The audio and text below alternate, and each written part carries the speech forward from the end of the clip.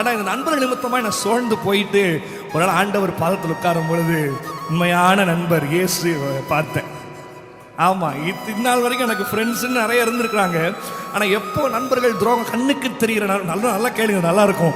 கண்ணுக்கு தெரிந்த நண்பர்கள் உங்களுக்கு துரோகம் செய்து உங்களை அவமானப்படுத்தி உங்களை பின்னாடி குத்துற மாதிரி இருக்குது. ஆனால் கண்ணுக்கு தெரியாத நண்பரை ஒருத்தரை காட்டுறேன், அதுதான் என் இயேசு. கண்ணுக்கு தெரிலதான், ஆனால் உங்களுக்கு நன்மை செய்வார், உங்களை கைப்பிடிச்சு தூக்குவார். எல்லா சீக்ரெட்ஸும் அவர்கிட்ட ஷேர் பண்ணுங்க. அவர் யாருக்கிட்டையும் சொல்ல மாட்டார், யாருக்கிட்டையும் உன்னை விட்டு கொடுக்க மாட்டார். அந்த நண்பரை நீ பிடிச்சிட்டீங்கன்னா அவரை கூப்பிட்டுட்டு போங்க.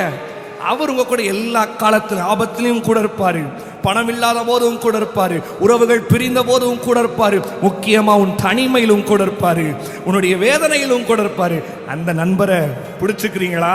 இயேசுவை இன்னைக்கு ஒரு ஃப்ரெண்டா பிடிச்சுக்கோங்க. உங்களுக்காய் சகலத்தையும் கண்ணுக்கு தெரியறவளை கூப்பிட்டு ஆலோசனையை கேட்டு உங்களை விட்டுட்டு போறாங்களா? இன்னைக்கு கண்ணுக்கு தெரியல தான் இயேசு, ஆனால் அவரை கூப்பிட்டீங்கன்னா ஆபத்தில் நானே அவனோடு இருந்து அவனை தப்புவித்து அவனை கனம் பண்ணுவேன்னு சொன்னார்.